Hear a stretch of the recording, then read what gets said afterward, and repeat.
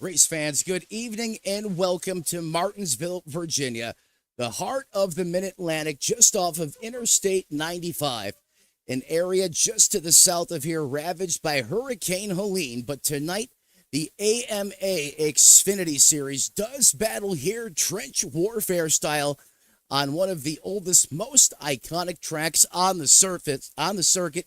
Oh, and did I mention it's playoff time? So make sure Grandma's got plenty of kernel-free popcorn. Strap in as we get ready to go for 250 laps. See who can keep the grip at the paperclip. Good evening, everyone. Matt Metler up in the Tony Trapasso Memorial booth as these drivers getting strapped in, ready to rock and roll and take care of business here tonight, right on Redline Racing Network.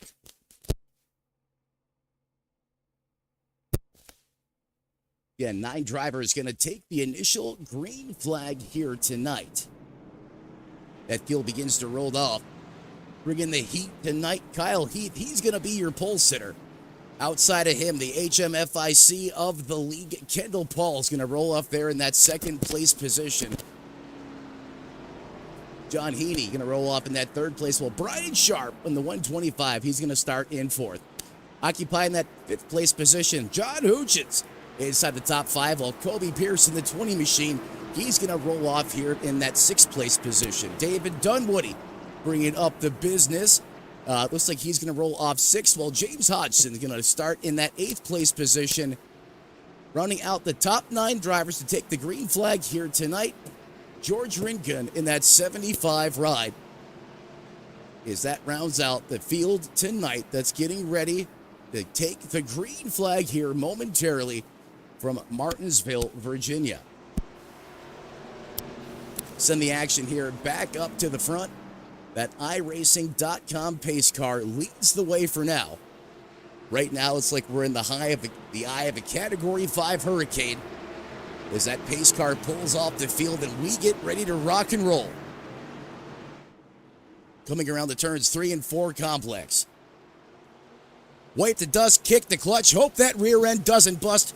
Boogity, boogity, boogity, let's go racing in Martinsville! Green flag in the air to side-by-side foreign affair already through the turns 1 and 2 complex. But Mr. Boogie under the hoodie, Kendall Paul's going to take the lead here. Really sends it down to the corner too, Eaton there on the bottom. Let's throw up the ticker so you guys can follow along at home with us right here in the studio. And again, so good to be back here inside the broadcast booth. The pterodactyl flies again here in the AMA Xfinity Series.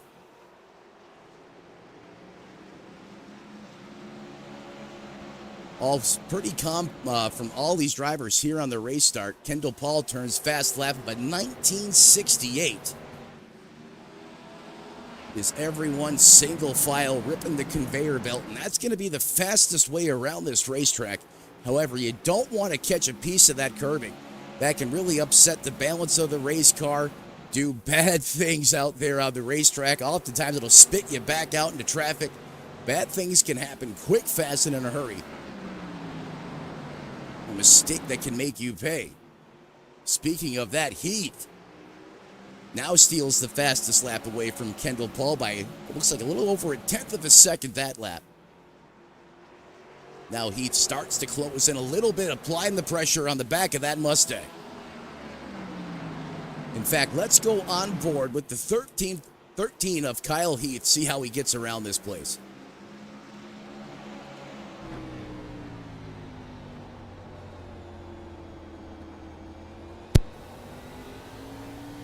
Gilbert, South Carolina, sporting the Auburn colors. Roll Tide, roll. Just don't roll Kendall Paul in the 78. Even got the Iron Eagle up there. Nicely done, Kyle.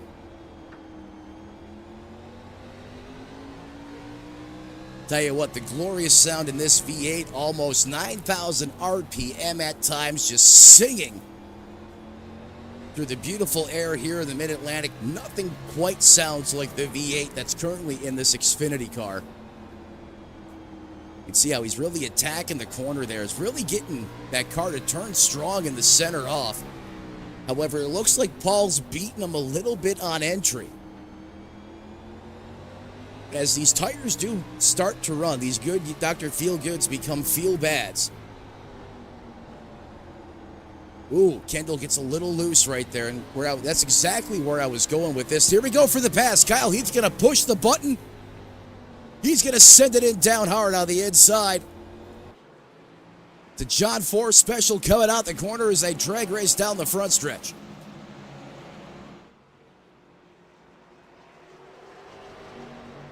Check the box. Kyle Heath now carries the torch here for the first time tonight here at Martinsville.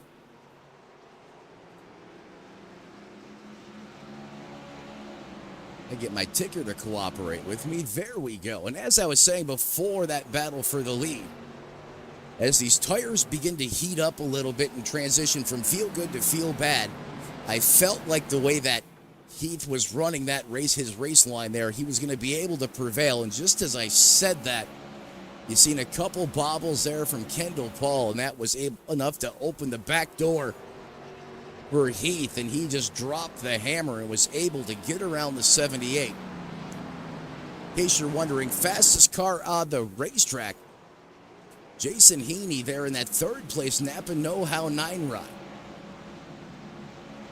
Last time by, I ran a 1988. Good for the fastest times out there on the racetrack. And already, we're starting to see 3 to 4 tenths of a fall off here, and we barely have 15 laps on the board. Now working officially 14 to 250, so 13 laps written in the history book. And we're already seeing those lap times starting to creep up. In fact, drivers like John Hutchins, James Hodson, David Dunwoody are already flirting in that 20-second time bracket. Let's take a peek here at the weather. Oh, we're following along with the second and third place cars here tonight. Remember, we're in the mid-Atlantic. The weather, you can't get anything better this time of the year. Just after 4 p.m. sim time for all your military guys, 1607 winds. Well, they're going to be a little noticeable gusty at times. Currently at 7 miles an hour. Could be gusting up to 14 or 15 at this point in time. However, speeds on this track are on the low side, so they will be pretty much a non-factor tonight. I mentioned this time of the year, the weather, 67 degrees ambient air temperature, absolutely beautiful. However, quite a lot of humidity and moisture in the air, 82%, partly cloudy skies, That track temp, 74 degrees. So these cars are going to be making all the grip. However, don't let those cold tires bite you in the keister. That's happened a lot this week with a lot of the other action I've covered at Martinsville. Because that track temp is a little on the cooler side, it takes those Goodyears a lap or two to come up to temperature. And sometimes you can't smoke them or spin them on those restarts. You could kick off the big ones, so these drivers have to be mindful of that. Send it back up here to the point. Kyle Heath, he is eating good in the neighborhood as he now stretches it out about 8 tenths of a second over Kendall Paul. Ooh, got some action here. Oh, James, what went wrong, brother? Going to go back here quick to the instant replay. Getting the notification here that we've had some little shalakalaka activity out there on the racing surface. Keep your eye on the 75. Or George, excuse me, not James. Getting notification here that he crashed, however, I am not seeing it.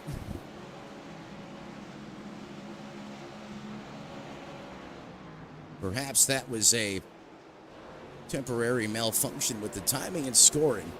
Did not see any caution indication out there on the racetrack as well, so let's send it back to the live side of things.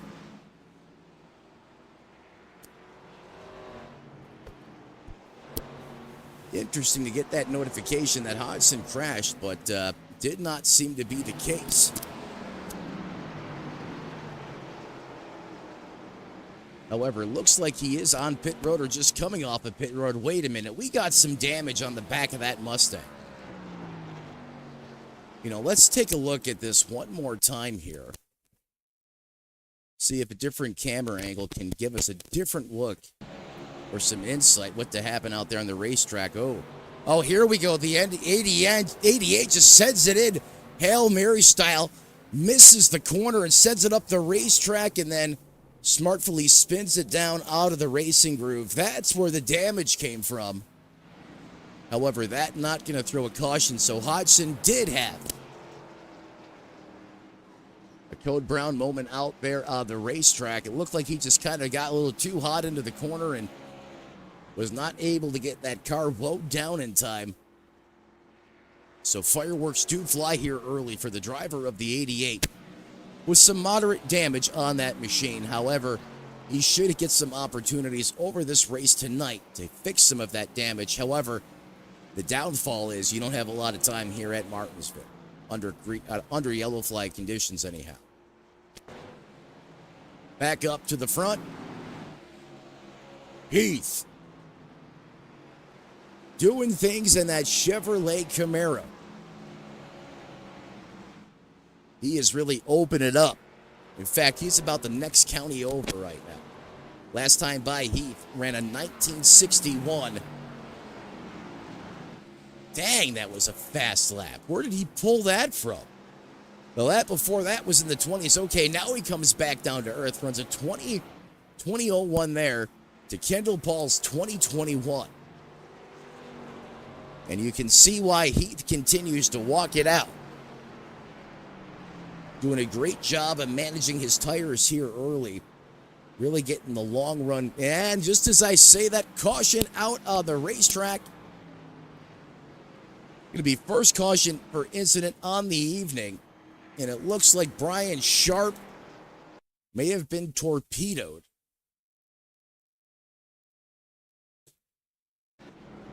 Let's go back to the Redline Racing Network instant replay. Cue playback. Let's slow this down here.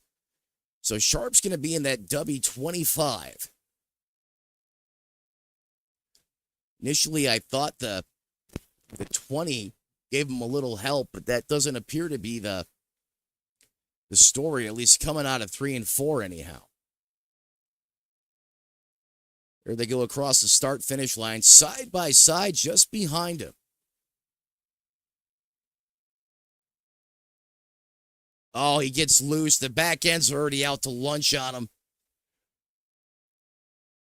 Just that phantom, just evil-possessed maneuver out of that race car. It goes up there, a little self-inflicted concrete poisoning. All these drivers, great situational awareness, able to skate by. So the only one really impacted by that was the driver of the W25. Or is that a 1 there? It could be W125, excuse me. Brian Sharp. As he's going to bring out the first caution for incident tonight. Kyle Heath, all that lead that he had built, wiped out from existence, gone. Got robbed point blank in broad daylight on that deal. But hey, this is what Martinsville does. It doesn't have a lot of speed here, but it's a mental chess match for these drivers. So easy to lose your composure here. The fireworks begin to go off, and we've seen that over the course of history at this racetrack in the Xfinity Series and Cup Series. So many memorable moments. If you've been following NASCAR for any period of time, I'm sure you can relate to a moment at this racetrack. Let's go out on that iRacing.com pace car. We get ready to do it all over again. Little Chevrolet on Ford action here.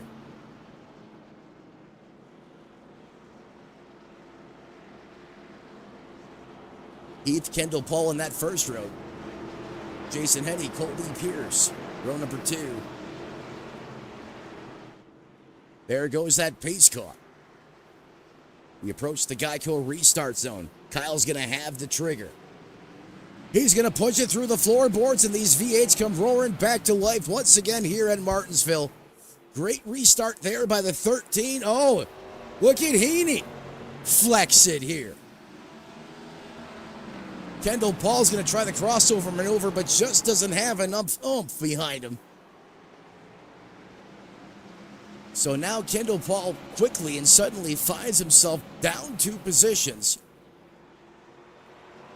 But again, folks, a long way to go in this race. You cannot win it on lap one. You have to survive and be alive. Right now, if you're Kendall, you just got to exercise some patience here. And remember, this track is going to change over the course of this run. As this track begins to take on rubber, you see the sun starting to poke through now. That could heat the track temperature up a little bit and really change the balance of these race cars. Comers and goers could be a storyline here that we need to follow.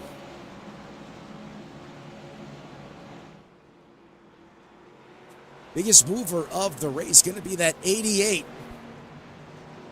How about that? You spin and gain 2 spots out there on the racetrack. Jay Monson up 2 positions thus far. So he currently runs in that 6th place position, but I'll tell you what, Dunwoody's starting to dial up the excitometer inside the cockpit as he is there in that Mustang, starting to apply some pressure. In fact, let's go on. Oh, there he goes. He's going to pull the trigger. He's peeking down to the inside. He's going to joust the 88 up the racetrack. He gives him a lot of move, a lot of respect being shown right now between these drivers.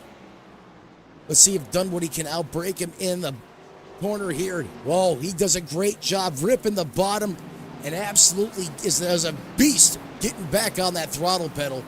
Dunwoody did it. Able to get the spot, move him up to that 6th place position. Just as he was going for that position there on the racetrack, as he now runs in 6th, I was going to say, let's go on board with the HMFIC of Black Magic Designs. Let's join him now live inside the cockpit of his race car.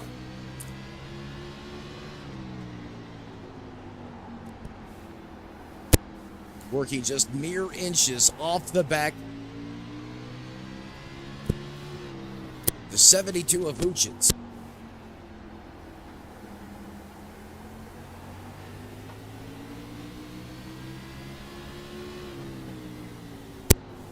You can see just as that car starts to get to the red line, immediately transitions from the throttle onto the binders, and that's why you've seen a couple times where, if you miss that just a little bit, this car, is just going to check out on you. It's not going to turn, and either around the back end is going to snap out from you, or you're going to chase it up the hill into the fence.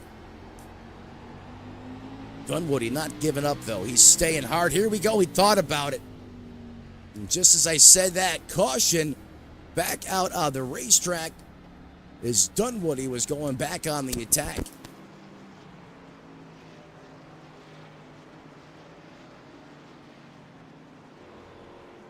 Let's take a look here at Brian Sharp, see what the instant replay machine kicked up. Again, he is in the W25 run. Oh, Deja, I was just talking about this as we were on board with Dunwoody. Looked like he found the spot where the Waffle House dumped the bacon grease. And again, no other casualties involved in that one, just a self-spin. Still plenty of time to recover in this one. You now send it back to the live side of things.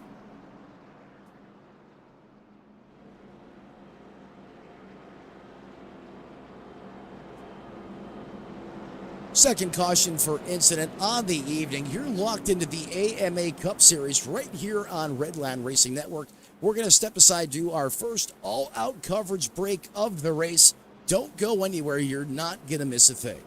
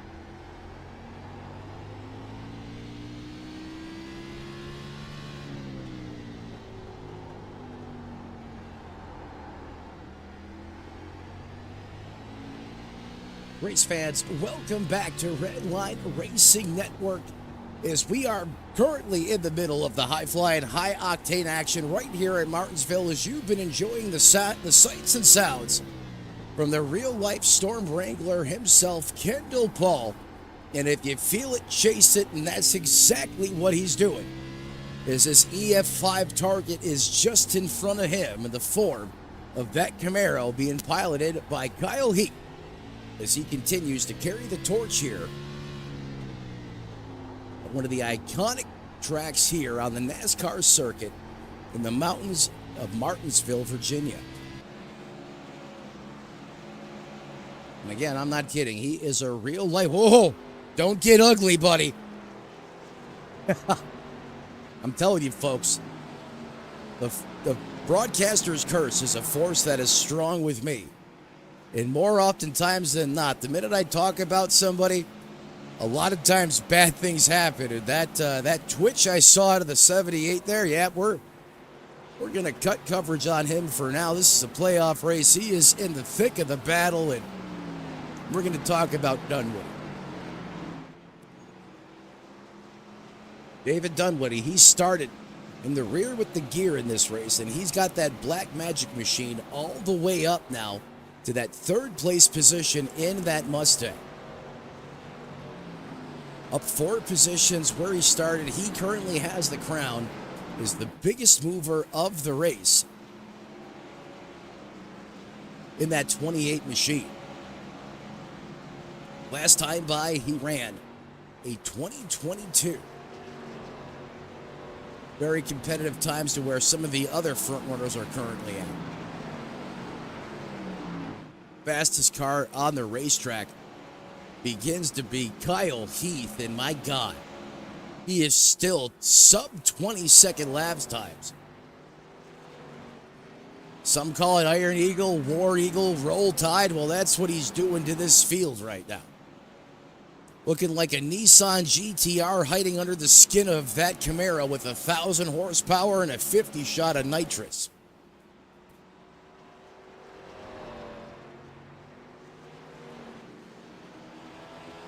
I mean, he is able to check out a Dodge quick, fast, and in a hurry in this 13.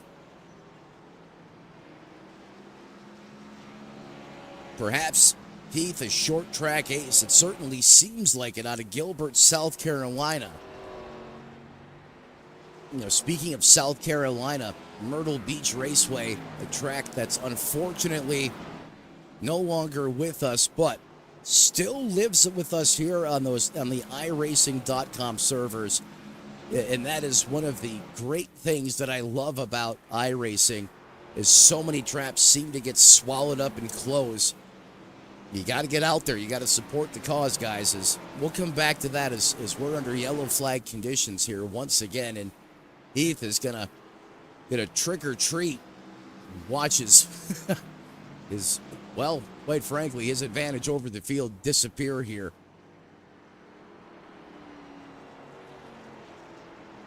He might be madder than a Keebler elf that got demoted to Fudge Packer. This keeps up. Hodgson may have been involved here as a lot of the front runners come down pit road. Let's take a quick peek at the replay. What went wrong for Hodgson? Hodgson going to be there in the 88. Remember, he had an issue that brought out the first caution on the racetrack, and very similar story here. Just gave it a little too much of the business in the corner, and there's a fine line with this race car and those Goodyears, specifically on the back of this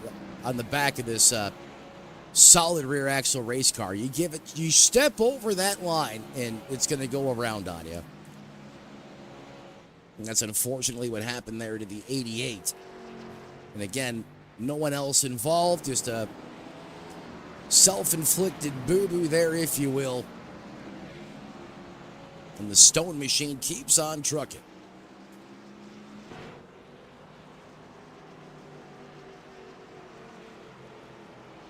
Well, under caution here, let's look at the current pit strategy of your top 8 drivers.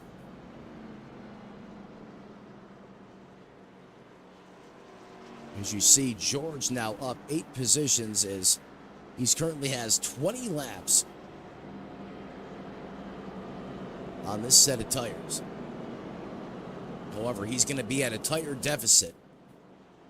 But hey, sometime there's no cure for running in the rear like being up front, carrying the torch here.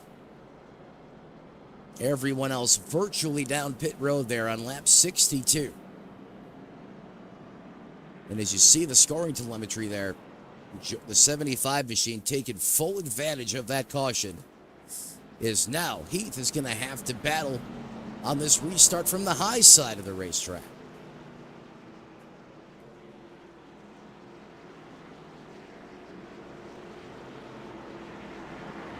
Two by two, side by side. Let's get rid of that pace car. Let's see what kind of boogie he's got under the 75 hoodie. Coming out of 4. Barney's got the green flag in his hand. Green flag back in the air. The 75 goes late, and he gets donkey punched by the 78 of Kendall Paul.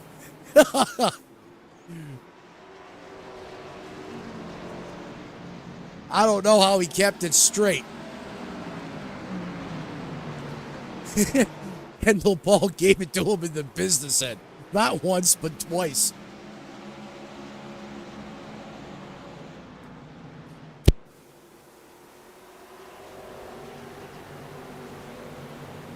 Kendall, one of those drivers, is not afraid to turn up the excitometer.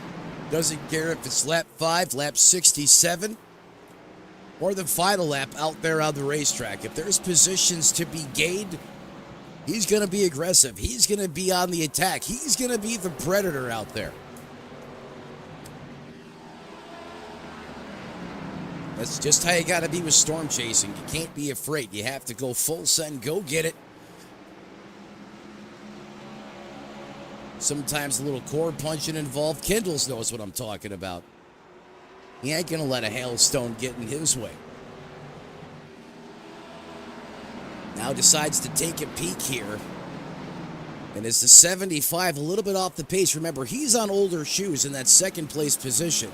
It's kind of slowing Paul up a little bit here, and that's allowing the 9 of Jason to close in on him. Now Kendall Paul's going to pull the trigger. He's going to try to score it to the inside. The 75 gets a great run off the corner there.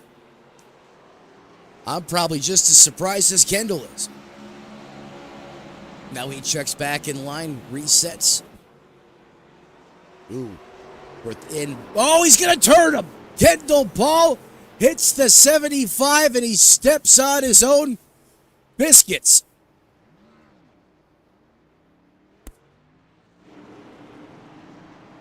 That mama packed in his lunchbox before the... I was just saying Kendall Paul's aggressive at times. And I don't think he meant to do that, though, but you can see the damage there on the front of his Mustang.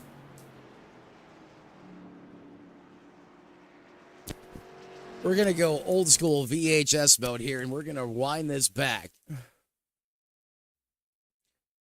And we got time, so we're going to dissect this from a couple angles. I want to make sure I got that right.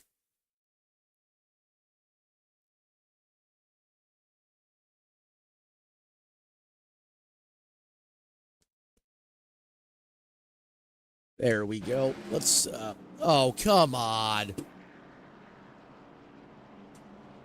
Hey, Cliff, you forgot to take the monkey home with you. He's over here on the replay controls again. Can you get George out of here, please? Does it every time, folks. He lets his pet orangutan in the control room, and now we got to queue up that replay all over again.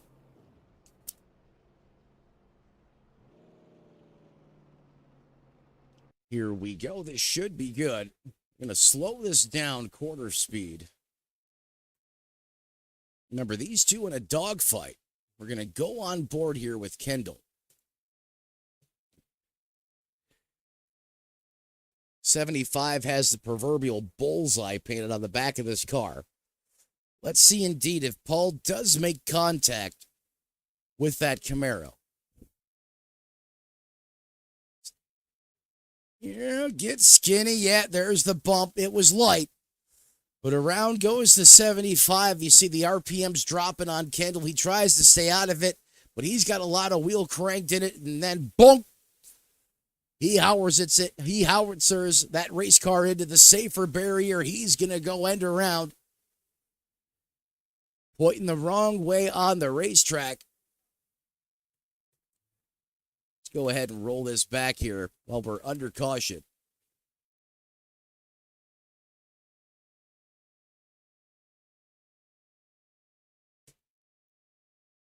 Let's go up to the eye in the sky, see what the chopper picked up. You can already see a little bit of damage to the back of that Camaro. Remember, the 75 is on a tire deficit here, about 20 laps older tires than everyone else on the racetrack. So he's driving hard. He's pushing the envelope of that Camaro, and Kendall's driving that Mustang probably for everything it's got, too. You can see him starting to inch in there. That 78's getting really good speed through the center of the corner. Just comes up there, and well, bammo! And around goes the 75. The 78 gets bonked by the 9. Oh, Kendall got lucky. That trajectory wasn't just a little bit different because he could have absolutely schnookered those water barrels. And that would have done some damage on that race car. Green flag back in the air as we took an extended time there to take a look at that from a couple of different angles. And Kendall Paul picking right up where he left off. Treating people like red-headed stepchilds out there on the racetrack. He makes quick work of his buddy. In fact, he just may have moved over and let him go. He said, I don't want any of that.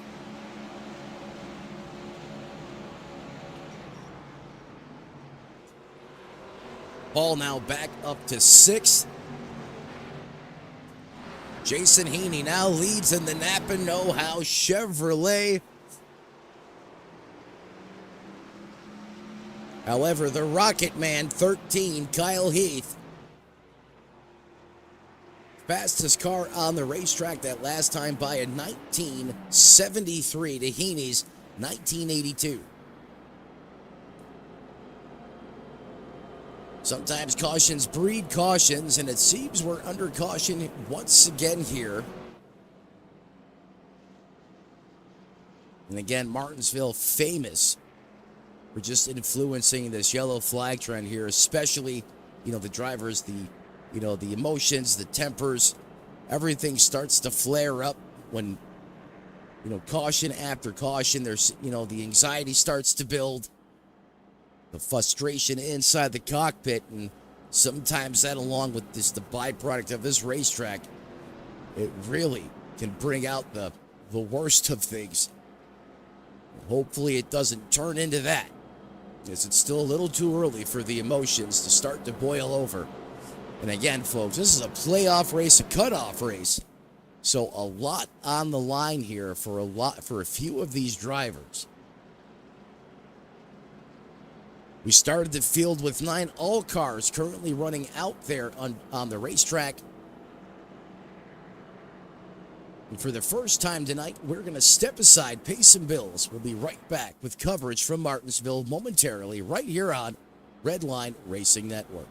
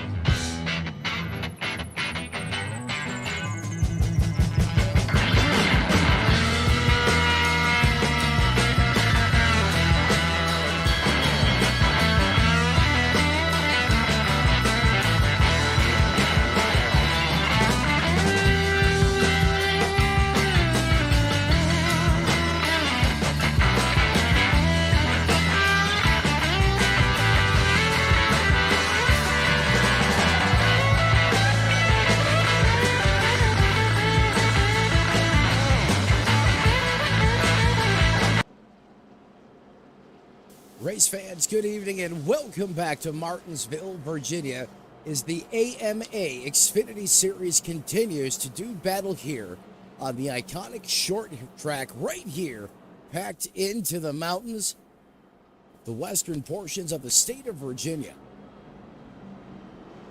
It has been a dogfight, World War II, trench warfare style battle at times out there on the racetrack. Jason Heaney continues to show the way. Here as we're currently under caution. iRacing.com pace car continues to lead the charge at the moment. Lights still on, should go out this time by at the line. Good evening, want to welcome everybody to Redline Racing Network. Matt Metler up in the Tony Trapasso Memorial booth. As we are in the heart of the playoffs. In fact, we are coming down to the end. So much on the line for these drivers, especially some of the guys that are gridlocked on the bubble. David Dunwoody, one of them.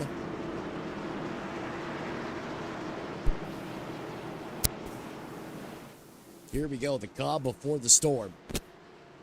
And we're getting ready to get rowdy here once again. Reach up there, pull those belts tight one more time. Her green flag back in the air and back on the loud pedal we go. Clean restart there for Heaney.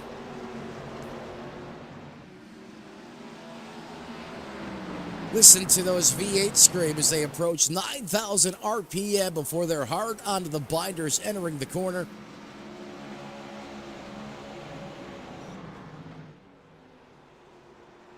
Tell you what, that Napa car almost looks like it's a different piece of equipment out there on the racetrack when he is in the lead. Not a lot of dirty air here at Martinsville, but I'll tell you what, that 9 is really strong out there at the point.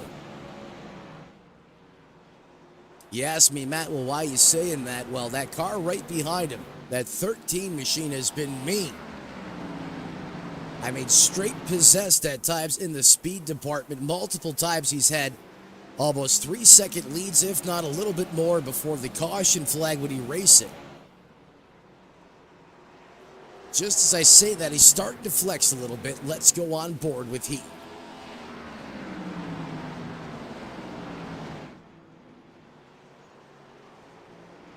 Pardon me, there we go, as he goes back to the lead.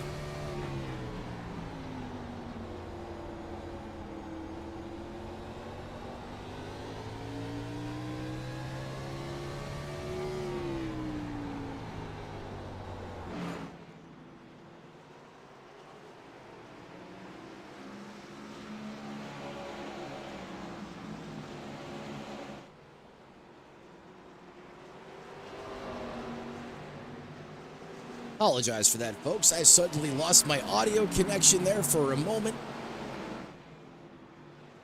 Got that back up and running, and I said went to the lead, and I was incorrect. 9 still carries the torch, but Heath tried the inside. Now he looks perhaps to that second lane that can form here at Martinsville, especially as we get some laps out of these tires, but he is there breathing heavy all over the back of the Napa know-how ride.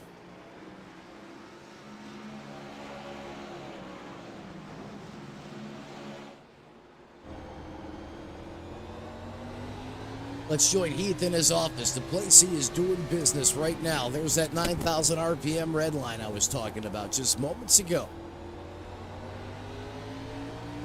As the Iron Eagle stalks his prey. No, right now he's trying to be like the Intimidator of old. Get inside the head of that driver in front of him. Make him start mirror drive and make a mistake. It's really easy to do that, entering these corners. We've seen that as really the main catalyst for most of the cautions we've had here tonight. Overdriving the corner just a little bit. You know, if I'm Jason in front of him right now, I'm letting the spotter and crew chief do their job. I'm staying focused, laser-locked eyes out the window. My hands gritting the steering wheel. In fact, I'm going to grab that rearview mirror and chuck it out of the race car if I had the ability to. No mental mistakes right now. That toughness That's what you want from the 9 ride, and he is executing that flawlessly right now as he somehow finds a way to keep the South Carolina Missile behind him.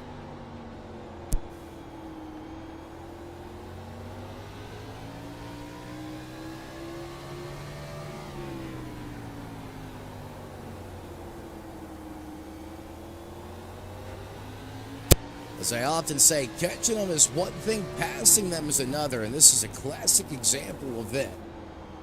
As we stay on board with the 13, trying to find a way around the 9. Just north of 100 laps completed of the scheduled 250, and if we need so, we got a couple jokers up the sleeve. We do have overtime in our back pocket should we need it. This league will do everything they can to get all the scheduled laps in under green flag conditions right here in the AMA Xfinity Series.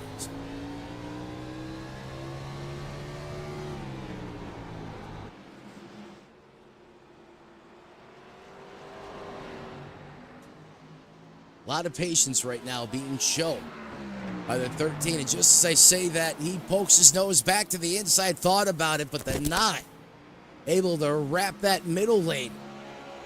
The drag race that, oh, look at the 13. He really going to drive it in the corner. The 9 may have gotten a little upset there. You've seen that little hiccup from that race car, perhaps. There's a little out of shape getting into the corner. But the 13, I mean, he was just like a sawzall there. Grinding away at Jason Heaney in that 9 machine and just wore him down. He saw that bottom lane open up like the parting of the Red Seas, and he took it, and he sent it in there like grandma's business, was able to get that lead back. And my God, since he has gotten the lead, he has already checked out to 1.3 seconds over third place, or second place, excuse me.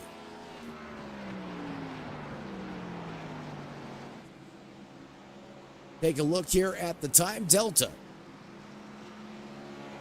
Look at that.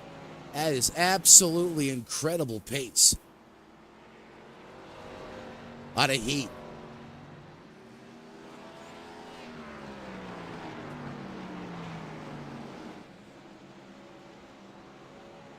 Kyle Heath and Jason Heaney putting on a show here at the front of this thing for about 20 laps or so. This is the type of battles as a broadcaster you love to call. You know, proof you don't have to wad up race cars and put someone in the fence. Really good battle there. Hopefully we'll get to see more of that as this race goes on. But right now, checking back out of Dodge again. You know, wait a minute here. That 9 is coming back. Last time by, Jason almost ran a 20 flat, a 2003 to a 2017.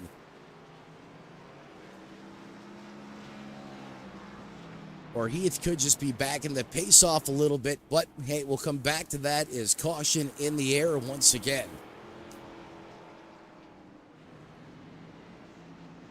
iRacing.com pace car is going to pick up the field in that Ford Mustang. Take a look here at Hodson, see what went wrong here. It's going to be the 88 on the high side of the racetrack, that Mustang.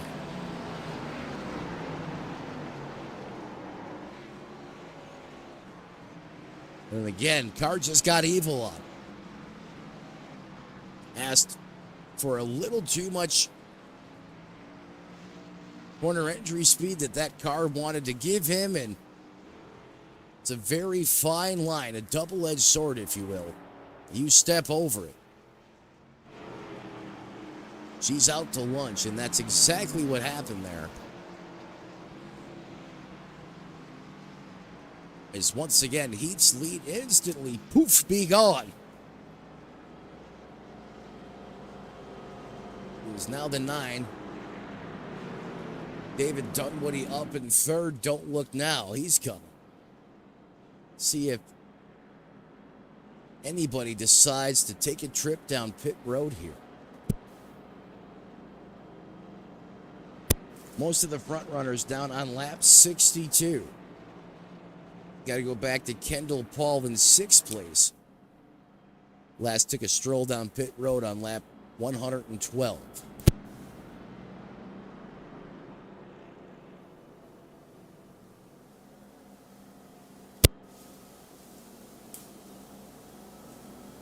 Ethan Heaney had plenty of competitive laps seemed to be left on that set of tires. Looking at the pace they were running before that caution flag came out, you see them stay out on the racetrack. Track position could be a little more critical that some of these drivers thought, as it's been tough to pass out there at times.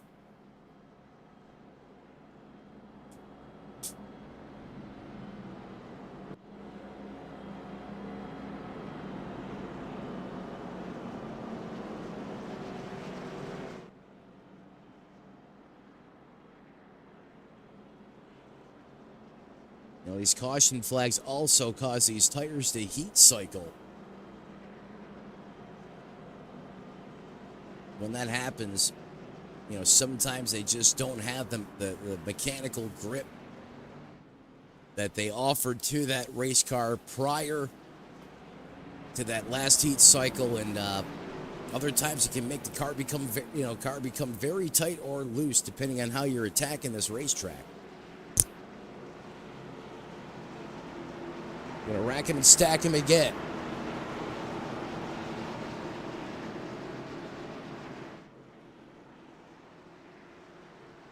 Getting ready to let him rip tater chip Cletus McFarland style. Let's get back down to business here at Martinsville. Barney pops the green flag and the set 13 cracks the throttle, and here we go. 2 by 2 Noah's Ark style behind him. Oh no, the 88. Hodgson got yeeted. Oh, it's an okay to three-way disaster in the middle of the racetrack. Hoochins. Hopefully I'm saying that correctly. Georgia the 75 there as well. All at the mercy of that restart. Let's go ahead. Go to the Redline Racing Network Instant Replay. We're going to freeze frame it right here for a minute. Almost 3 wide, never a good thing at this racetrack. Let's go ahead and start to roll this forward. Dunwoody on the bottom in the 28. Good separation here, though. Kendall Paul right behind the 88. As we fire down the backstretch. Let's go to the eye in the sky here. Does the 72 come up and smack? Yep, the 72 comes up and gives a zig heil to the back of the 88. Basically dumps him like grandma's business on Sunday into the corner. Does he come up and administer a second shot? Almost. But that's going to block a lot of the escape routes. What a job there by George. Blowing that race car up in time. I mean, he could have easily set it in there and uncorked a missile on the side of that 88, but he doesn't. Great situational awareness there.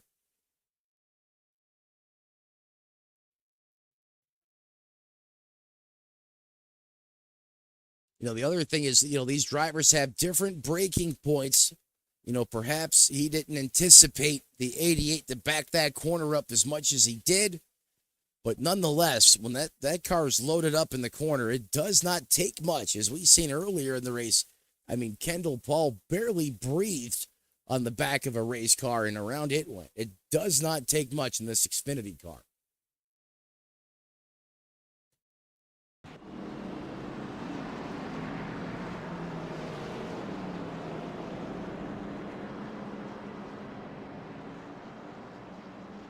Any takers on pit road? Absolutely. Here comes Heath.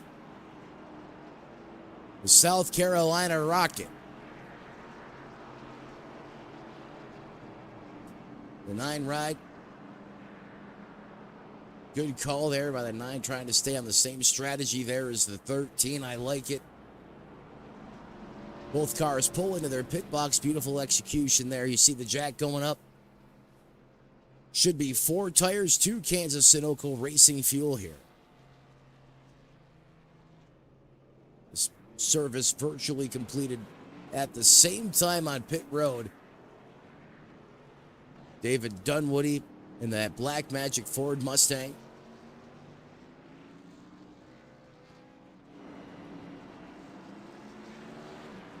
Lucians as well. Tell you what, Hodgson has had a rough go of it so far tonight. He's had a couple of self-inflicted incidences out there on the racetrack. Then he got slapped around a little bit, but he is still fighting on. Like a stone in that 88. The only one that looks to be out of this race right now is Brian Sharp, unfortunately, in that 125 machine. He's had it parked there now in the pits for just about 16 minutes. So he could be our first. Oh, in fact, that car just went aflame. He left it running and it blew up.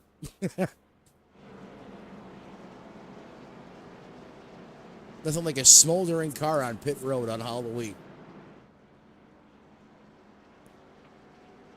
And as the lights go back out on that iRacing.com race car, let's go ahead and crank it up, go all-out coverage here on Redline Racing Network.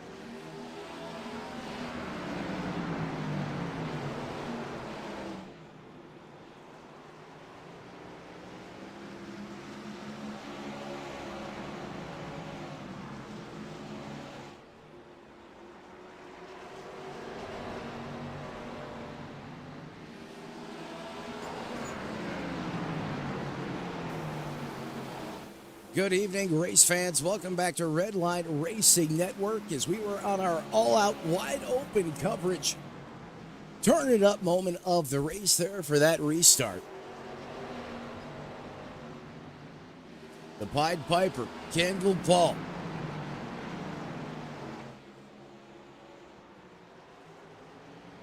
Storm Chaser extraordinaire at the helm right now in that 78 machine. He's kicking it like Twisted Sister out there on the racetrack.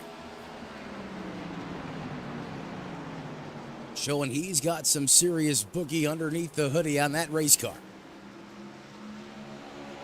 Tell you what, that battle's starting to dial up the excitometer here at the front. Colby Pierce in the 20.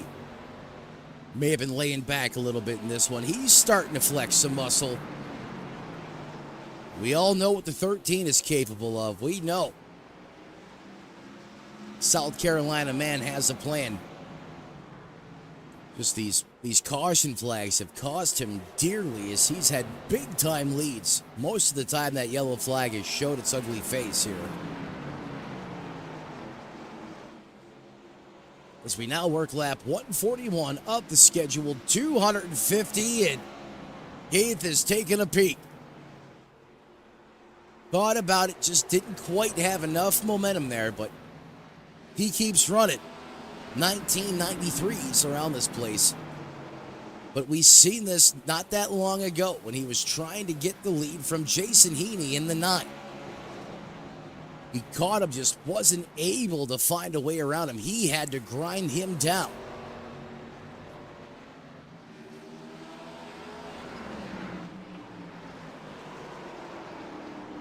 In fact, it's becoming a three-way battle here for the lead.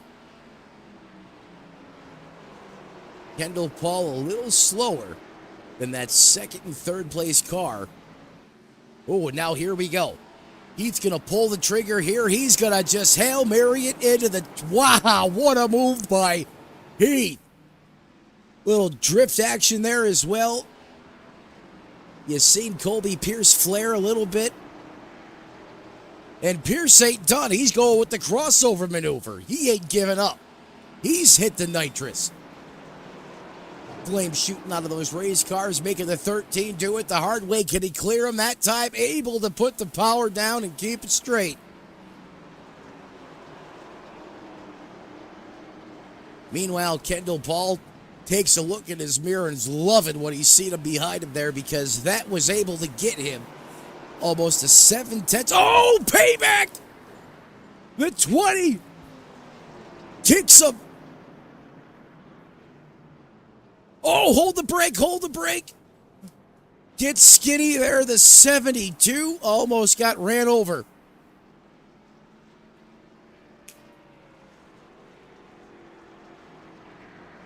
And payback may have been the wrong word there. I'm just not sure. Perhaps if that driver of the 20 didn't like the way the 13 got around him. That was some good, tough trench warfare racing there, but you get hit with a howitzer, a.k.a. race car, in this case, in the corner. Things get slick, quick, fast, and in a hurry.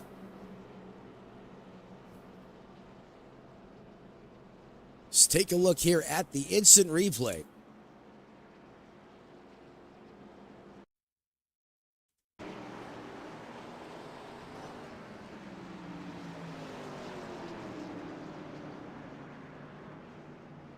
What is going on here? That is not it. Well, we can do it the other way.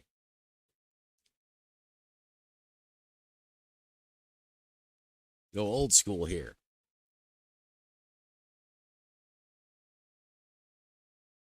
It's a great battle winding up here. So got some time. Let's go ahead and wind it back a lap or two.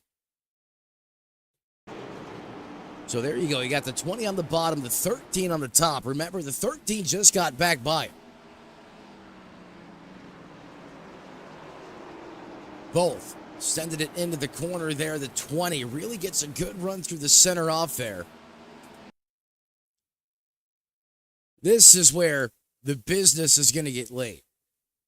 See the flames barking?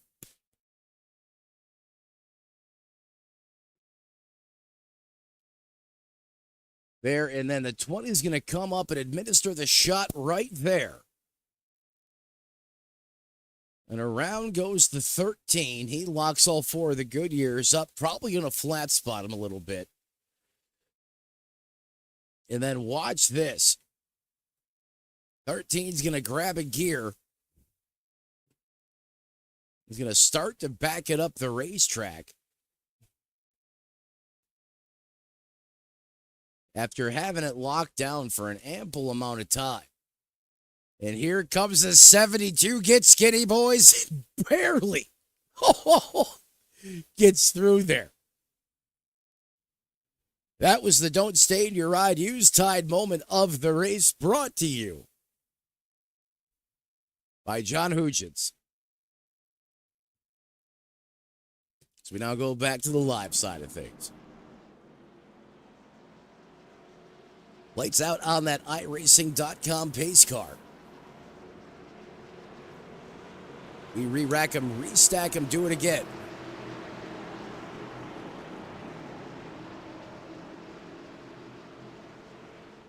See who can best the Storm Chaser on this restart. Kendall Paul. Gonna dial up all that EF5 mayhem on the restart. And he sends it. Looking like the RFD. Rear flank downdraft going down the backstretch. Oh, the throw, the payback now. Oh, this is getting good. I thought the 13 was about to return the favor. He almost did. Keep your eye on the 20 and the 13. It is getting good in the neighborhood. These guys serving up breakfast, lunch, and dinner right here in the Hornet's Nest. Pierce rips the bottom. The 13 rocking the top. Top shelf for Mama hides the cookies. They almost door bang each other. 13 goes wide, gives himself some real estate. Tries to just out-drag race him. The 20, oh, the 9 spins right in front of him. How did they avoid that? What a masterful piece of driving.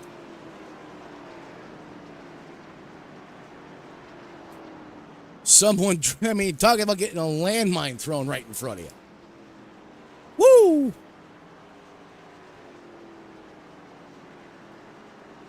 Take a look at this. Dogfight. Old school style. Like Yarborough and Pedley. And then watch this. Good Lord Jesus.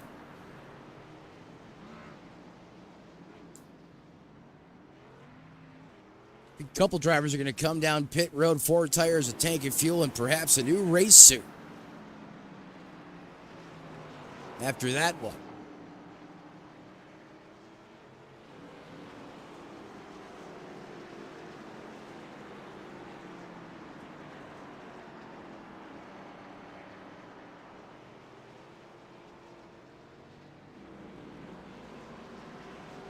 Again, at Martinsville, sometimes it's not the car you're battling with, it's other things that can happen out there on the racetrack. And that was inches away from potentially ending perhaps a car or two's night. A few cars coming down pit road here.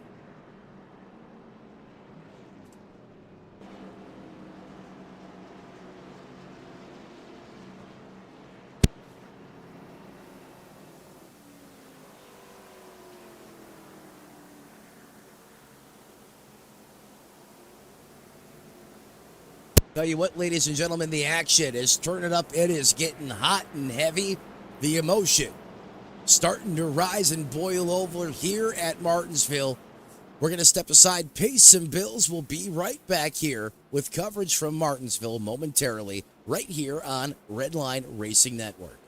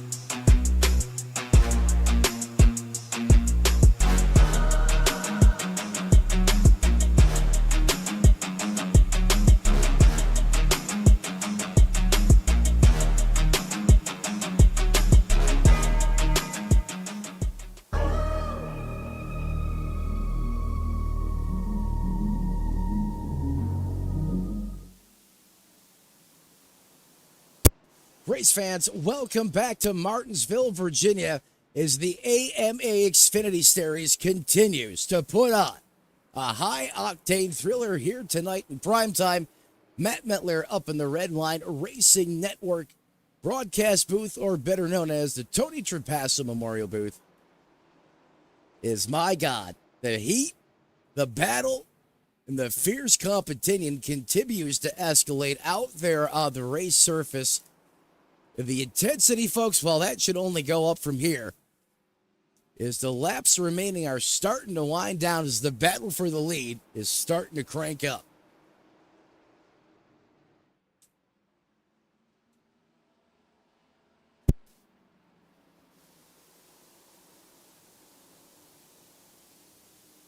Oh, good Lord, have mercy. I need a minute, folks. I got to scrape myself up off the floor. No caution. Oh, good Lord. Heavens to Betsy.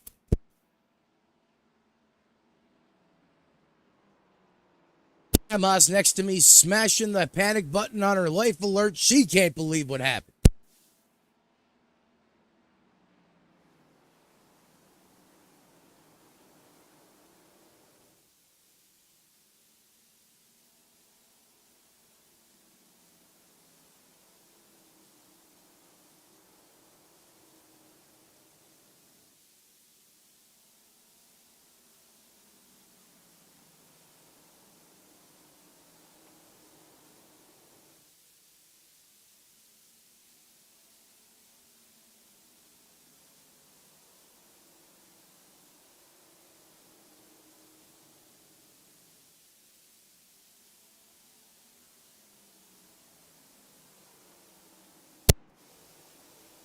So I had a moment there to catch my breath, re-rack my brain, and Grandma heavy on the panic button on her life alert. Popcorn went flying everywhere.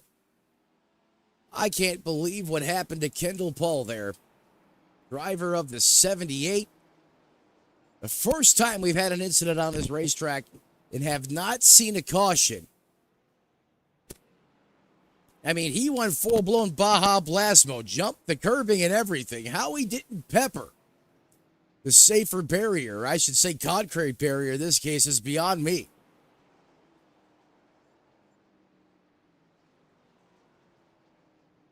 That is Martinsville for you, though, folks. Sometimes she'll just jump up and bite you.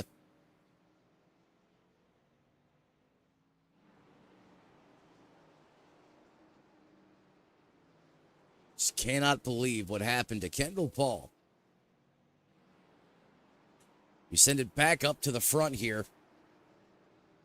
Tell you, I said it before earlier this race, folks. When this 9 car gets out front, it is a different animal. Up 2 positions to the good here. Last down pit road on lap 156, so he has the freshest shoes inside the top 4. You got to go back to 5th to the 88 of Hodgson, who last pit on lap 156 as well. The South Carolina Missile of Heath, last down on 121, and Colby Pierce on 112. And these tires have had an impact. I mean, this track, not necessarily known for being a cheese grater, but right now, I mean, we're still seeing a 0.6 of a second of fall off from these drivers' fastest lap to the current times they're turning out there on the racetrack. Your leader, Jason Heaney, for example, best lap in 19.52, last time by at 2010. Very similar story right now for Kyle Heath. Is clearly, if I had to pick a dominant car or the best car out there on the racetrack, you know, that 13 has just been lethal. I mean, that's a car right there that seems to be immune to traffic, just able to charge right back up there. But when that 9 car gets the lead of Haney, I mean, that's where this Napa know-how car really shines out there on the racetrack. I mean, last time by, he's turning the fastest laps of the race right now in his personal fastest laps. You can tell it's starting to get to go time here. 180 laps written into the history books, or about to be, I should say. 250, the scheduled distance. You know, and we're going around here 20 seconds a lap under green flag conditions. This race is going to fly by quick, fast, and in a hurry. And that's why you see the intensity building up there on the racetrack. Heath roughly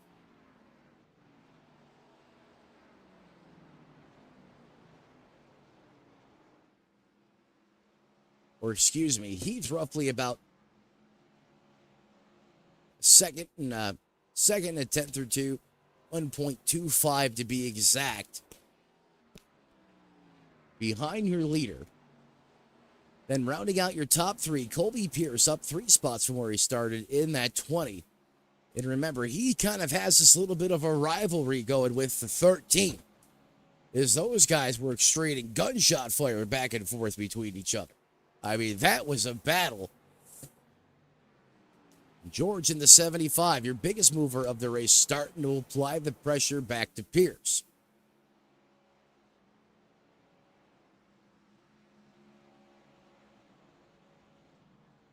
I'll tell you what, guys, if you're looking to put some new vibe in your ride, you want a one-of-a-kind, authentic design, well, get out of the static. Go see the boys at Black Magic. David Dunwoody and his design team could definitely put the new vibe in that ride. Whatever you have out there on the racetrack, whatever car it is, you name it, they have a solution. They have the ability to take your dreams to come to life in the iRacing.com servers. So reach out to them, tell them Redline Racing Network sent you. And remember, it's good for 2/10 out there on the racetrack. That is the one and only Black Magic. I want to thank them for being a part of the Strategic Family Alliance right here on Redline Racing Network.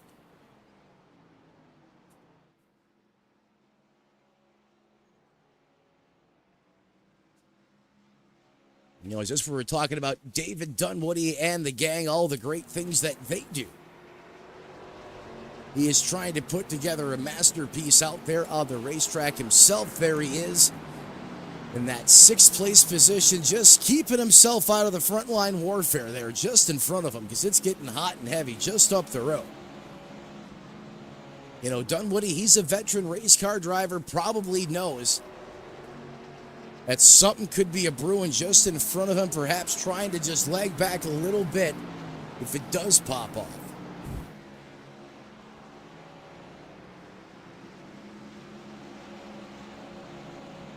Heaney continues to lead up front. As that gap starts to close down, we'll come back to it. As Dunwoody runs 6, Kendall Paul. This guy went for a Nitro Circus type ride out there on the racetrack. Moments ago, of all things, he was leading.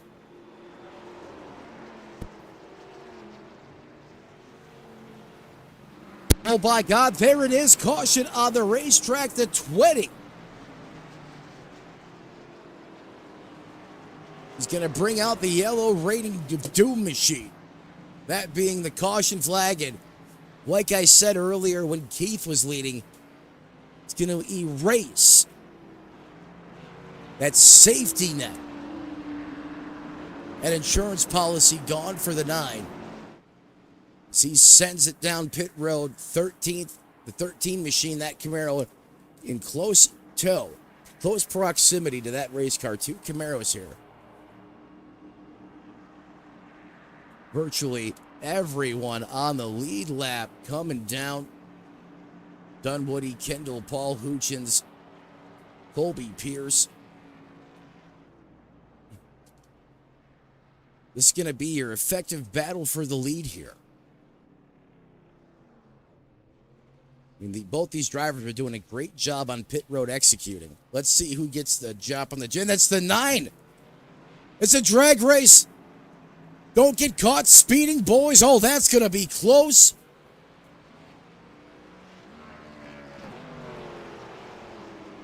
Wait from an official call here. If the 13 did get caught speeding there, that is going to be beast mode on pit road. Is the 9 had him on the jack drop?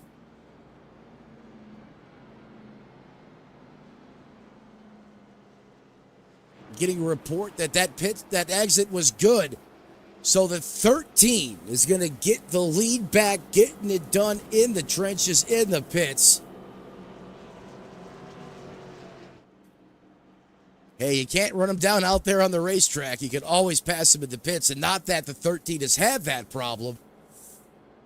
But certainly that seemed to have been the most challenge he's had. The most adversity he's had to overcome on the racetrack, trying to run down the leader as that 9 was carrying the torch. This now going to equalize the tires for virtually all the competitors on the lead lap.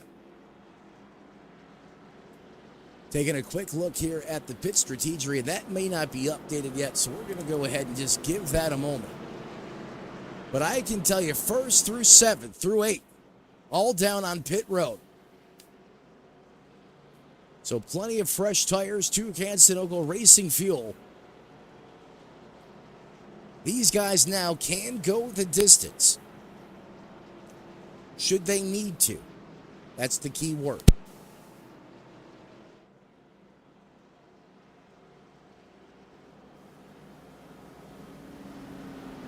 Moment for these drivers to catch their breath. Reach up there, wipe the visor one more time.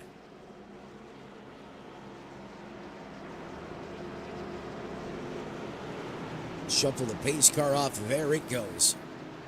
As we come around the turn 3 and 4 complex. Heath, he's going to be primed and ready to rock and roll here into the Geico restart zone. Green flag back in the air, and Heath commands all the power in that race car to come to the rear wheels. As we are back to green flag racing here. Seeing who can keep their grip at the paperclip. Let's go on board with the 9 of Heaney.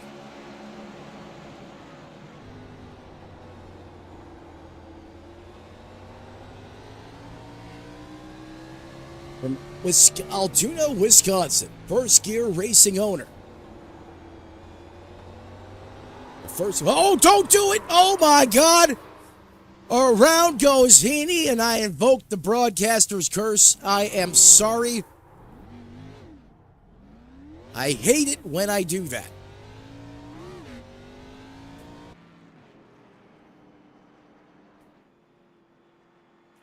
Unfortunately, that one was right on cue.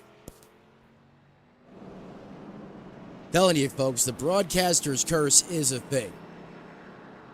By God, I hate it.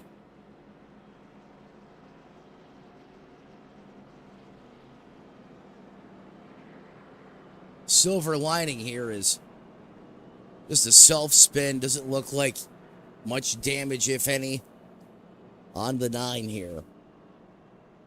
Going to lose a ton of track position, though, is Brian Sharp in the 125, that W Energy machine. Only driver not currently out there in competition, as he left it running to set it ablaze on pit road.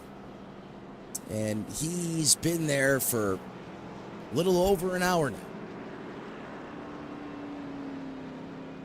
Oh, the gut wrench. Probably the disbelief. The stress levels just continuing to increase. And the situation going downhill inside the cockpit of that race car. This is where the crew chief, the spotter, needs to be that voice of reason. Get that driver refocused back in the game. You still have time on the board, and it's Martinsville. Anything can happen. The longer we run this race, the better that car has gotten. Looks like he's going to be restarting here in that 8th place position behind Hutchins.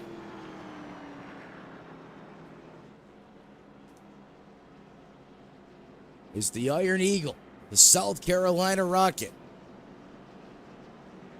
Now carries the torch here.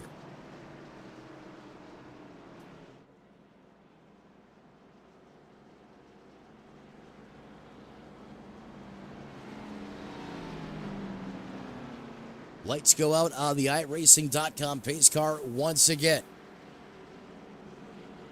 2 by 2, side by side. Chevrolet commands the front row. First Ford in line is going to be the 88. Restarting row 2. Kendall Paul coming back into this mix. The bump and go. As he got a catapulted assist on the 13. He doesn't need that, guys. I promise you. Heath's going to jump out to a 0.7 of a second advantage from that, that assisted restart there. I don't know if that was deliberate, but I don't think so. Looked like one of those roller coasters that just self-propel you on the launch out of the gate there.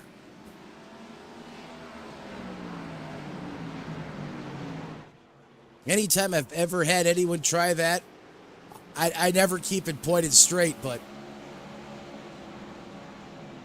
I mean, Heath got set in all the right ways on that restart. And that lead now approaching full second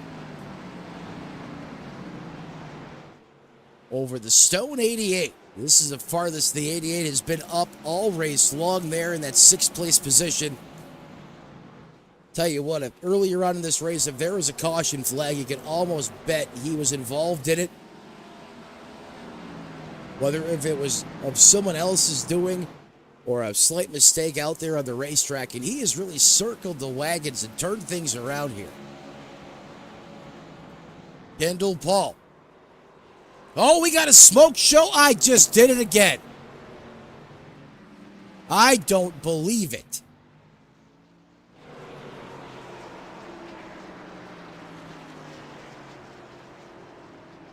Pardon me for a minute, folks.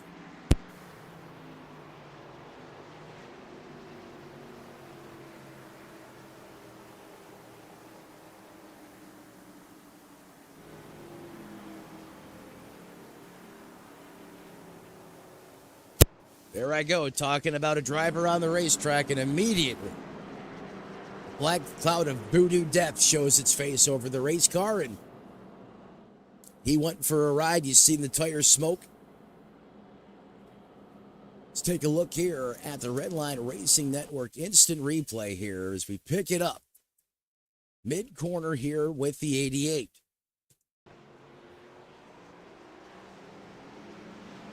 Everything's all good in the neighborhood right here, but see the flames start to pop, and you can see the back of that race car already stepping out on it, and it's gone.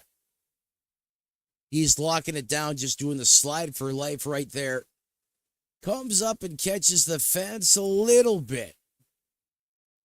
All the drivers stay out of that one, keep it down towards the bottom of the racetrack. He does a great job keeping it up there on top of the fishbowl. But still, James Hodgson, I am sorry for invoking the broadcaster's curse on you, bud. Unreal. 2 times tonight, couldn't time it any better. And under caution here once again.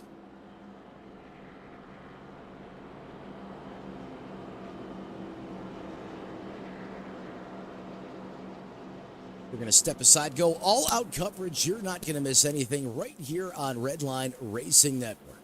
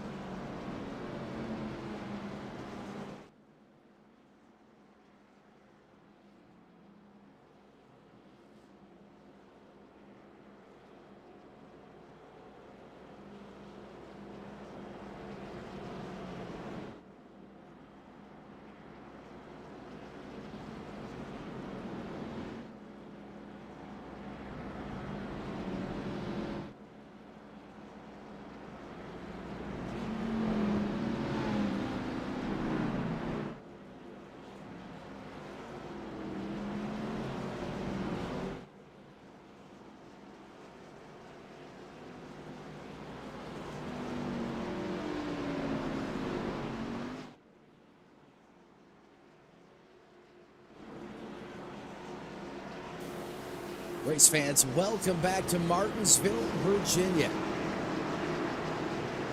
AMA Cup Series putting on a old school barn burner here at Martinsville, playoff style. Get ready to go back to the live side of things once again. Green flag in the air. And Heath unleashes the beast on that restart as he's going to squirt out to a half-second advantage, and look at the John Force special between Kendall Paul on the outside and the 20 of Colby Pierce on the inside. They bang doors. The 20 gets loose, almost has a speed date with the fence. He's able to dial it back up, and here we go. They pick up right where they left off. A drag race down the backstretch.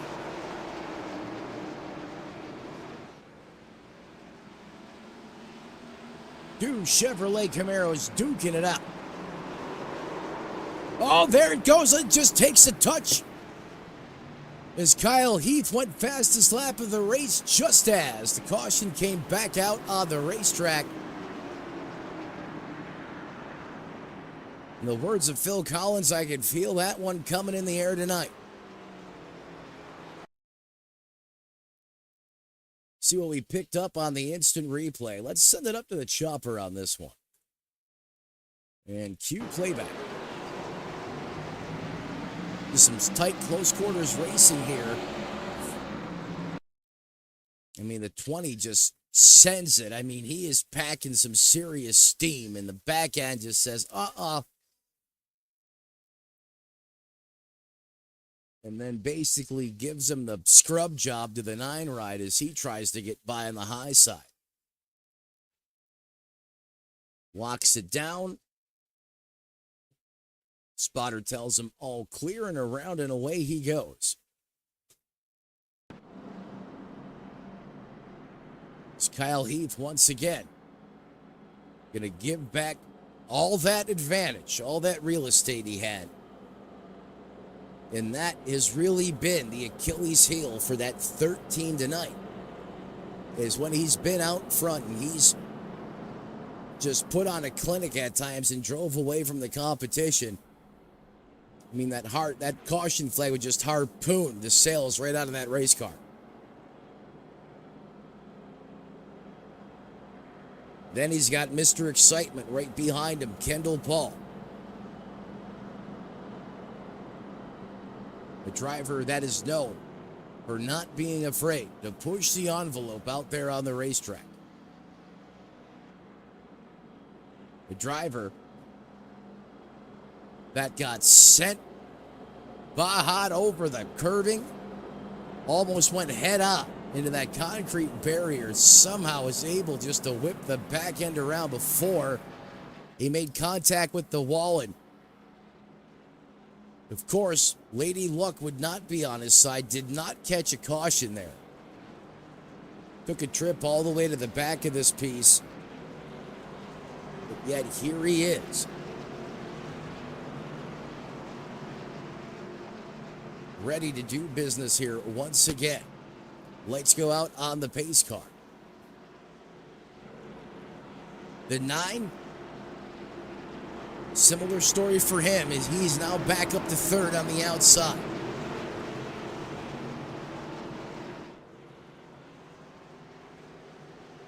Let's see if Heath can do it again on the restart, or does Kendall Paul have something for him up his back sleeve? He tries to... Oh, woo! Kendall almost jumped him, almost red-lighted the restart. The 9 almost came up and punted him. Because of that, David Dunwood, he gets served breakfast, lunch, and dinner on a platter, and he now slides into 3rd.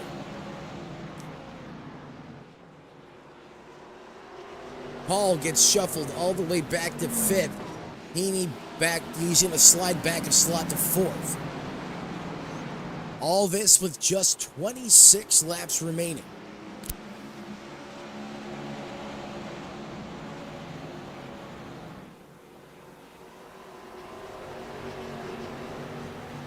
Place your bets, folks. I mean, virtually anyone could win this race right now. 1st through 8th. As wild and crazy as this race has been at times, however, if we do stay green and catch a green flag run, that 13 is going to be hard to beat, as he's proven time and time again.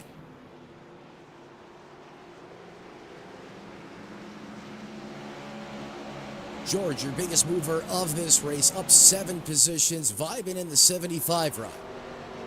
Last time by, he just set his personal best lap of the race at a 19:57. First and second place are the 2 quickest cars out there on the racetrack. Dunwoody and Heaney tied at his 19:68 that last time by.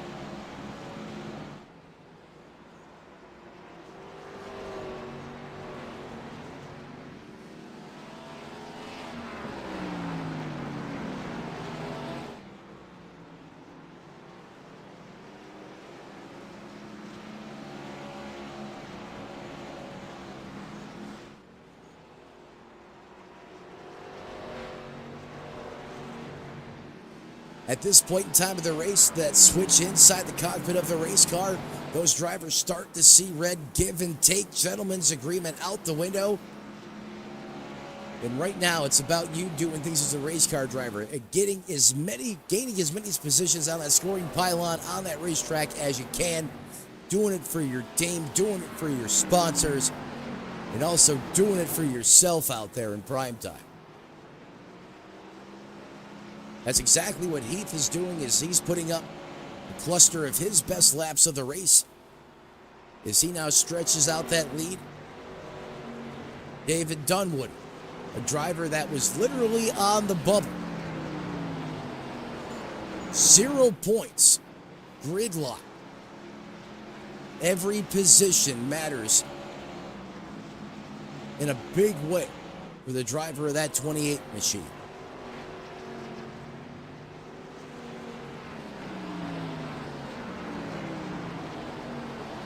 Dunwoody, the HMFIC of Black Magic. Big partner contributor to this channel. One of the OG members of the Strategic Family Alliance. Black Magic cannot thank him enough for what he does. Also a big-time component of AMA, as well as he carries a hefty admin role and has himself involved in a lot of things iRacing related.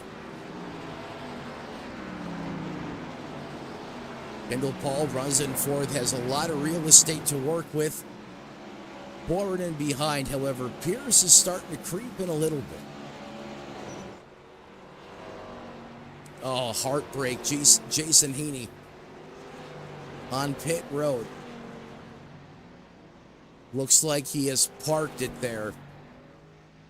And that is unfortunate. So he was out there on the racetrack fighting the good fight tonight.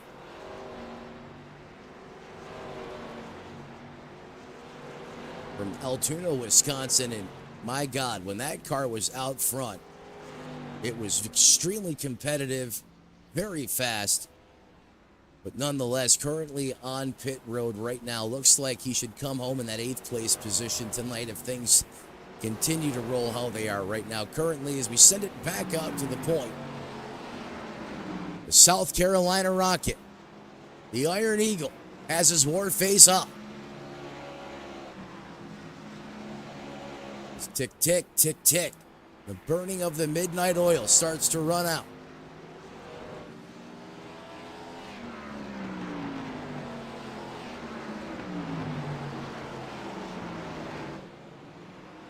How about George Rinka? in second. However, there's a hard-charging Ford Mustang out there on the racetrack. Fastest lap of the race that last time by with a 2013. And that is David Dunwoody. Does he have a little bit more left in the tank here? Can he come up and dethrone Rinka?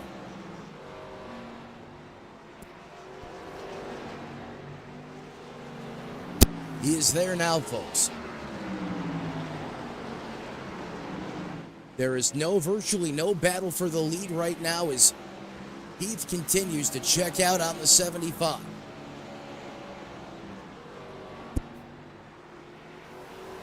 Just 7 laps remaining.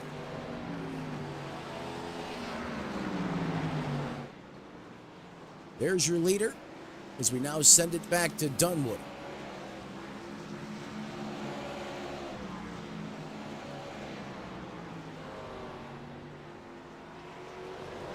George just needs to put a solid handful of laps together here. Close this out.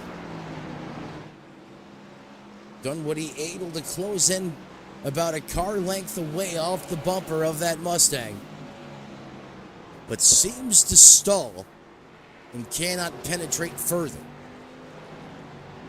Now the question is, does he use the chrome horn here? If he does, he doesn't want to do that prematurely because favors can be returned, and we've seen that time and time again at Martinsville. Gentleman's handshake lap comes off the board, just 4 laps to go. Time running out for Dunwoody. So much on the line tonight. His season at stake.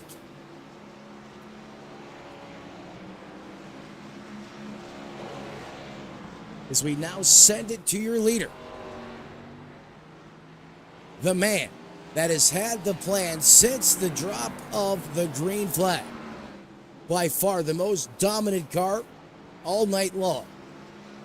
And he is showing why right now as he once again checks out onto another planet and leaves the competition.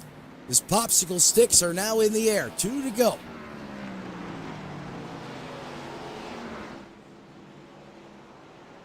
As he comes off of turn 4, Barney's going to have that white flag in the air. We are racing one more lap here at Martinsville.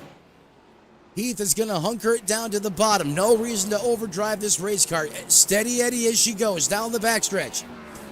He's going to salute the fans in the RV lot as he sends it in to the turns 3 and 4 complex and off of 4. Nobody drops the hammer in Martinsville like Kyle Heath as he has a dominant performance and punches his ticket in to victory lane with a clutch win in the playoffs, securing his in the next round. He is going to race for a championship. David Dunwoody able to get second place. A must-perform situation for him.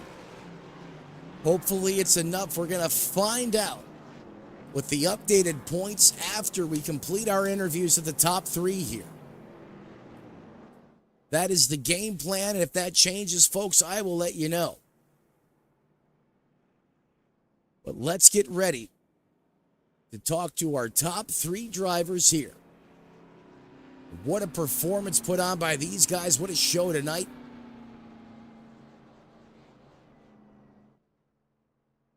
As we give them a chance to celebrate with their team.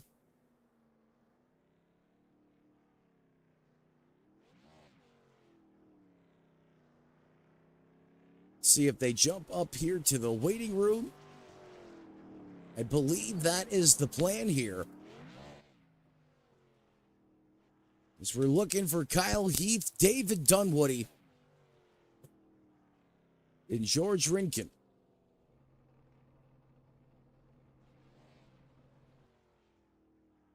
It's 250 laps officially written in the history books tonight as Kyle Heath hammered the competition here this evening.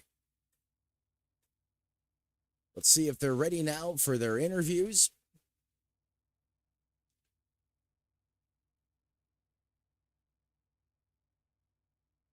Not seeing Heath in the chat, unfortunately. Your race winner. Looks like he is going to decline the interview. So now let's look to our second place finisher, and David Dunwoody.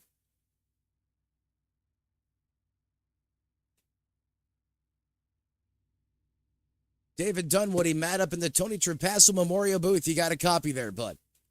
Matt, the pterodactyl Metler. That's right. The pterodactyl flies again. It's someone else that was flying out there on the racetrack.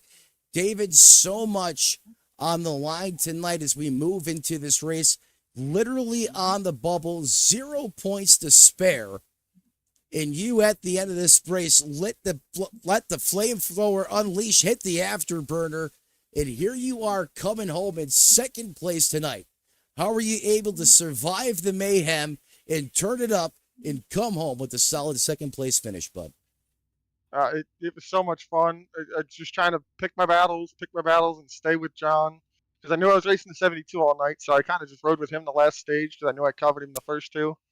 And I saw 50 to go. I went in, I put my last set of tires on, I drove back up to the field to try to win the race. Heck yeah, man. And I'll tell you what, when it became clutch, do or die out there on the racetrack, you executed at a darn high level. And it was fun to watch you get up on the wheel and just dish it out there on the racetrack, man. You know, you mentioned the fresh set of tires. How important were those new Dr. Feelgoods on the racetrack? Did they seem to wear out a little quicker than you expected to? They only lasted probably like real good was like 15 laps. After you got to 20 or 30, it was like a little slidey, but I kind of, I mean, looking at lap times, it's like 8/10 for new tires. Yeah, that's a ton. And I was noticing the fall off too, is that was one of the things I was monitoring up here in the booth. But tires definitely were a premium here tonight. And you know, you mentioned that yourself.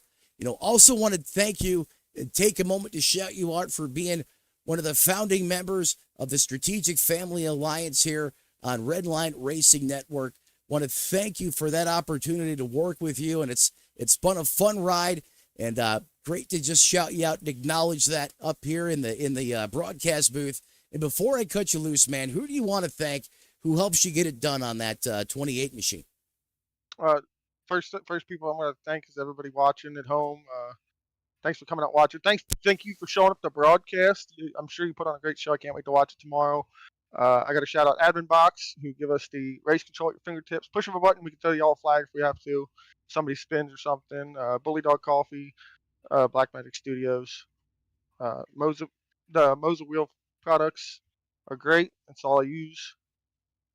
Yeah, and I mean I got to thank out Storm Tracker 78 Kendall for letting me be a part of this. I'm just glad I had a shot at it. Well, you certainly did have a shot at it. And, man, I'll tell you what, thankful for your partner sponsors and, you know, all the heart and soul, the blood, sweat, and beers you put into this season. When your back was against the wall, you went out there and executed on the racetrack. You come home with a strong second-place finisher. That is the driver, David Dunwoody of the 28 Black Magic Machine. Thanks for joining me up here in the broadcast booth, bud. Anytime. To let him go now celebrate with his team. Had a chance to speak with your second place driver. Now looking to see if our third place finisher is available. Looking for George in the 75 ride. It's going to scan the Discord here once again. Again, want to thank Kendall, Paul, and AMA for working with me today to get everything set up, the permissions, everything that needs to get done behind the scenes. They were spot on, David included, to getting me all the assets to make this broadcast possible tonight. Without their help, you wouldn't have been able to put on such a good show for you folks at home. So definitely got to thank them for all their help in getting this thing set up tonight to cover some great playoff racing action. And unfortunately, I am not seeing our third place driver available for comment here. And I've taken one more peek here.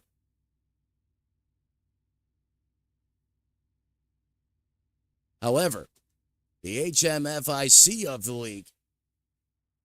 See if we can get him up here in the Tony Trapassa Memorial booth.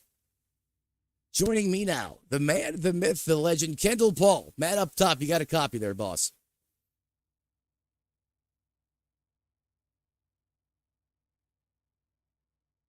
I thought he was there with me.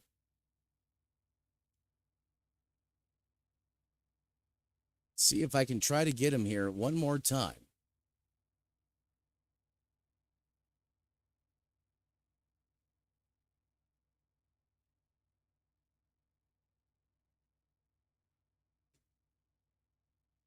Kendall Paul, Matt up in the 20 Trapassa Memorial booth. You got a copy there, boss man. Got you, Matt. What's going on? Well, hey, man, first and foremost, talk about the heat of the race out there on the racetrack, the intensity, and then the highs and the lows of the night for you tonight. Man, walk me through your race, brother. I can't honestly remember all the highs and lows we've had. I swear our day looked like a heartbeat monitor. It certainly did. I'm starting to pull. That was awesome to do. Don't get to do very many of those, and don't get to lead very many laps.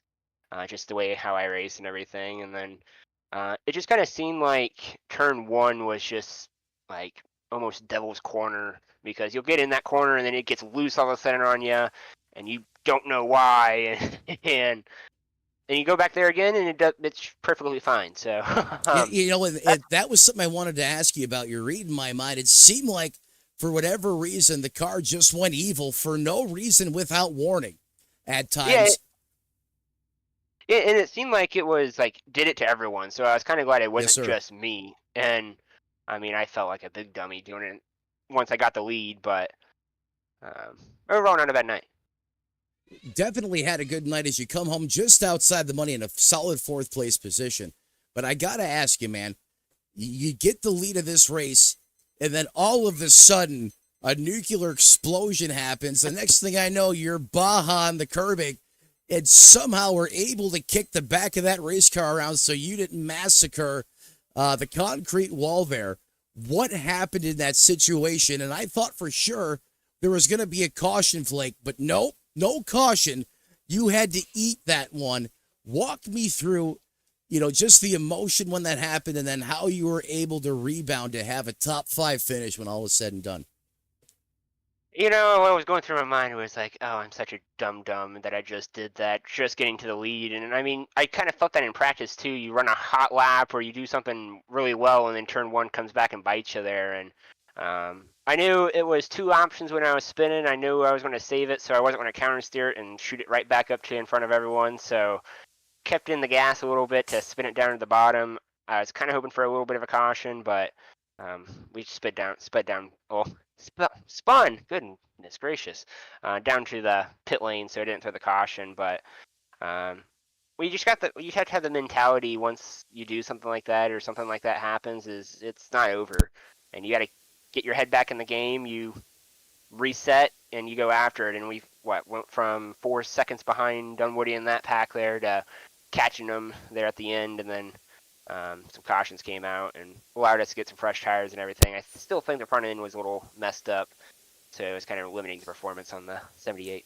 Yeah, it really seemed like after that incident, your car really came to life. And, while others at that point in time would let Martinsville get the best of them, you really seemed to have that mental toughness, adapt and overcome.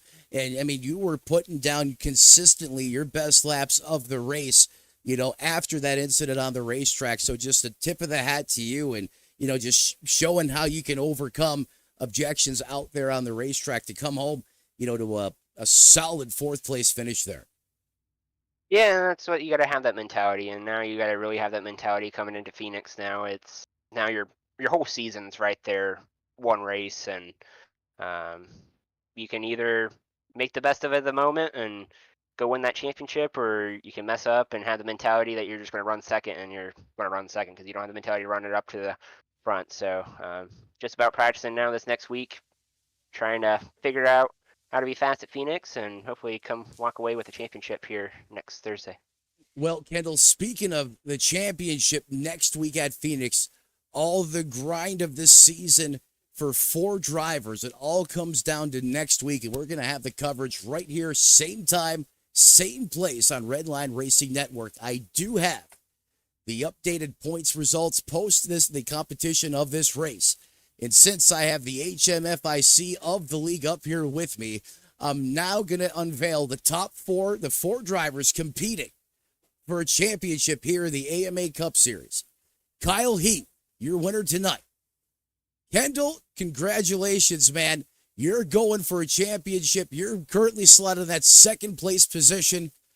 I'll tell you what, a driver that we spoke to just moments before you, a guy whose back was against the wall, similar situation, had to go out there and perform, had 0 points. To the good, he had no choice to go out there and execute. That's Sim Magic Man, David Dunwoody. He's going to slot into third. And in that 4th and final transfer position, James Hodson is going to get a chance to go for it all next week out west. What are your thoughts on those 4 drivers as we get ready to crown a champion next week? I mean, obviously they're all really good drivers, and James has been my teammate for about a year and a half now, and great guy to work with and everything. I mean, John was also there, just missed it there, and feel gutted for him, but he can't hang his head down on his season. He's had a really good season this year, and obviously Dunwoody, a really good driver, really respectful, and I think we're all chasing Kyle, kind of behind the 8 ball there a little bit. But again, you got to have the mentality of going into it, getting a championship, and absolutely, you can't just think, oh, Kyle's going to show up and you're going to run second and you're going to settle for that. No, you got to go for it. You got to aim for the stars. So if you miss, hopefully you'll hit the moon or something. Well said. And ladies and gentlemen, that is the HMFIC head cook, chief, and bottle washer of AMA. Want to thank him for everything that he does to put on such a great league. And, Kendall, before I let you go, are slots available for next season? What's upcoming in 2025? How do people reach out to you to get involved? Hey, you can either go to our Facebook page, American Motorsports Association. You can message us there, and we'll get you set up in this league and everything. It's a really amazing league. We're just a community trying to enjoy one common interest, and that's racing and NASCAR and everything. And or you can reach out to me on Discord, Storm78 on Discord. Would love to have you guys here next year. We're running the same 2 series, the Truck Series and the Xfinity Series. Of course, they're gonna have a little bit different names, yet to be announced. I'm really excited for all the sponsors and everything next year that are coming along with us and everything. And I mean, the whole staff team here at AMA, we've been working really hard, and we're going to be working really hard this off season to get everything solidified and everything, and looking really good for next year. Got some new things for the Truck Series that we're really excited about, and some new things for the Xfinity Series that we're really excited about.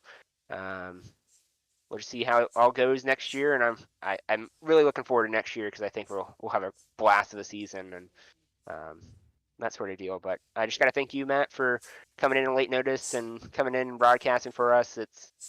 I've only heard good things so far. I'm really looking forward to hearing the broadcast, and thanks to the whole staff team and the whole team and all of our sponsors, Archway Industrial Coatings, Admin Boxx, Black Magic Studios, Rogue Energy, Track Racer, all those guys that help the league keep going and everything, keep teams going and everything. So I just can't thank everyone enough. And I mean, the whole community that we've built here. Yes, sir. That's really special. I mean, it's hard coming to these races. You're doing full length races for only 10 guys, but all these guys still show up week in, week out and show their commitment to it. And I can't thank them enough and really appreciate it. And like I said, there's going to be things to be changed next year that I think we'll do a lot better next year with the car count and everything. I'm really looking forward to it.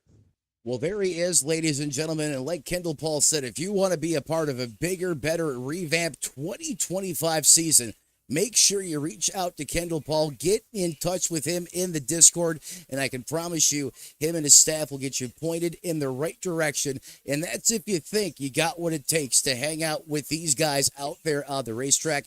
Kendall Paul, thanks for joining me up here in the booth, and look forward to picking up the coverage next week as we invade the Valley of the Sun. We'll see you next week, and we'll see have a heck of a championship race. Well, hey, man, I'm sure it's going to be exciting as it all comes down to everything next week. Thanks for joining me up here in the Tony Trapasso Memorial booth, my buddy. Thank you, Matt. Thank you. Really appreciate it.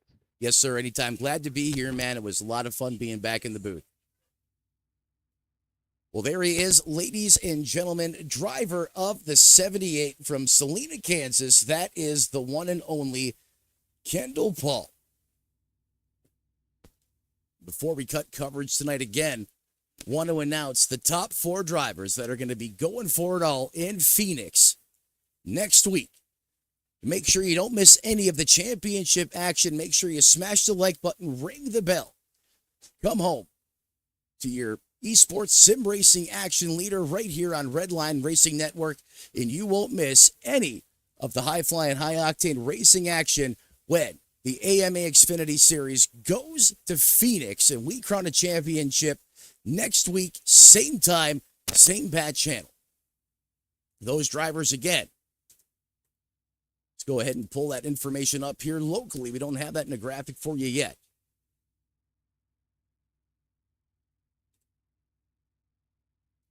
Where'd the graphic go? And there we go again. Kyle Heath, Kendall Paul, who you just heard from, David Dunwoody, and James Hodgson. Those are the 4 drivers that have earned the right to compete for the championship. On the outside, looking in so close. We're talking by a fraction, points here, single points here, folks. John Hutchins comes home 5th. Brian Sharp, who had an early exit to this race, in 6th. Colby Pierce going to gain a spot. It's just not enough, as he's going to be slotted in 7th. And Justin Oysterman currently in 8th, as those 4 drivers are primed and poised to become a potential AMA champion next week. And unfortunately, it has come to this point in time of the broadcast, ladies and gentlemen, where all good things must come to an end. Got to thank AMA once again for the opportunity to come up and help them out with the broadcasting side of things. They have been nothing but a pleasure to work with, extremely helpful today to give me everything I needed to make this race come together last minute notice. And boy, was it worth every effort, as they put on one heck of a show on the racetrack. And as the late, great Tony Trapasso used to say, as you walk down the road of life this week, do us all a favor, don't play in traffic. And we'll see you next time right here on Redline Racing Network.